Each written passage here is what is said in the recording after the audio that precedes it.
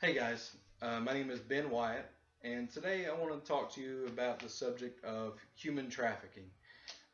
It is a problem in the world, problem in the United States, and it may be a problem that a lot of us don't see a lot of out in front of us, so we're not very aware of it. So, one of my goals is to not only make you aware of this problem, but to persuade you to go to the action, to become some kind of an abolitionist to the problem of human trafficking. So, few facts, few figures about human trafficking. There are 30 million people enslaved in the world today still. That's a lot of people. Um, Sex trafficking, probably it's the number one form of human trafficking, and the most known form of trafficking. It's a that incident alone is a 32 billion with a B dollar industry. Just that form of trafficking. The A lot of people don't know, and you probably wouldn't guess if you had all day, but the number two and number three reason uh, for trafficking, human trafficking, is as far as action goes, sexual trafficking, number one. Number two, fishing. Number three, brick making. How many of us live in a brick home? How many of you have brick pavers outside leading to your porch or your walkway? A lot of us have bricks. A lot of us eat fish. Frozen fish, especially, that has to be shipped, not the fresh fish, obviously. But frozen fish probably came from a slave. Not to put guilt on you, but you have to. I'm making you aware of the problem so that now you can enact changes. It's small things. It's the small actions of everyday life that will help to rid this problem of trafficking in the world. Couple other issues. Human trafficking is a global issue, but just in the United States, give you an example, the Super Bowl, which is coming up in less than 2 weeks, is the single largest, and I'll give you this quote. Um, this is from the Huffington Post, actually. The quote is that the Super Bowl is the quote single largest incident in the United States when it comes to trafficking. So it is a problem because there are 60,000 slaves still in the United States. By the way, that's more slaves in the United States alone than there was during the Civil War era. So, did we win the war? Yes. The problem still persists, however. Lincoln did a good job. Martin Luther King Jr. did a great job. Both men, two different centuries, curtailed the problem of slavery, but they did not end the problem of slavery. And worldwide, this is a big issue. So, with that being an issue at the Super Bowl, I mean, you could have a friend. You yourself could go, a relative could be at the Super Bowl and then be somehow taken into uh, trafficking in some way because they need something from somebody, and that's how it happens. It's I have a debt to pay, or I have a need, and this person can help me meet it, but I have to do something for them. That's how human trafficking happens. So it is a problem, and there are causes for it. So let's look at some solutions to that. The first thing about being a part of the abolition process is having a place to turn when you see it happen. So I'm going to give you a phone number. This is the national hotline for trafficking to report it, for tip hotline, 888-373-7888.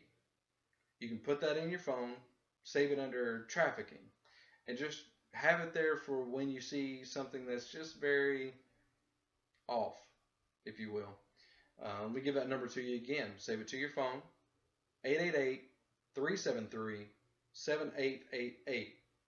That came from Second Life Chattanooga, so that's a local chapter that's actually helping to curtail the problem of human trafficking. Another thing that we can do individually is watch your purchases. You have to be careful what you buy. How many of us have? I got one here. Excuse me. Rice, box of rice from Uncle Ben. No relation.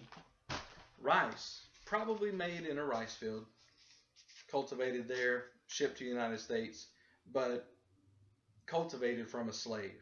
So that's a purchase in my house that I'm responsible for. In my house that I made that probably helped keep someone enslaved. It's just everyday small choices. How many people eat chocolate? Any kind of chocolate, candy. Obviously I do a little bit, but chocolate is a big problem. It's probably one of the larger forms of keeping people enslaved in those factories is chocolate companies. A lot of people don't know that. There's an app on if you have a smartphone. There's an app called Free to Work that you can put on your phone and check purchases.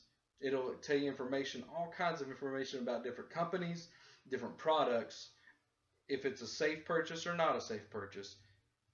That's an easy solution. Put it in, most of us have a smartphone, so save that app. Free to Work. But most of us will say, I'm just one person. I can't make a big difference. Let the authorities handle it. It's not, especially in the United States, it's not a big deal. Let me show you that number again. United States, see, I don't know if this shows up, but you have yellow portrayed for the United States. Africa has a lot of red and orange. Asia, Middle East area, a lot of red and orange people. The darker the color, the more enslaved. So most of you will say it's a problem for this part of the world, not for us here.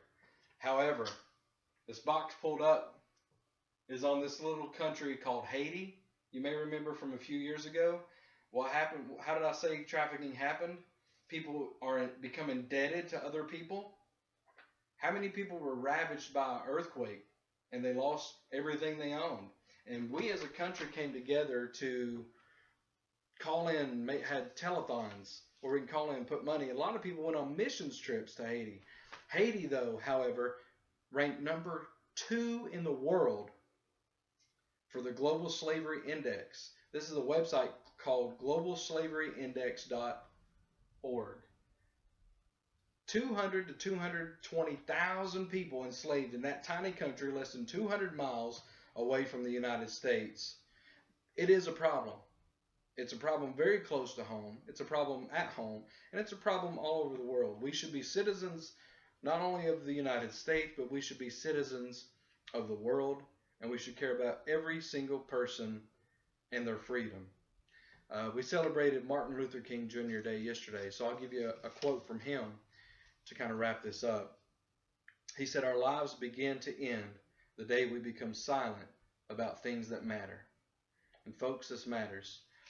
It matters to faceless and nameless people that we don't know, but we should care about. And you may feel like you can't change the world, and that's probably true.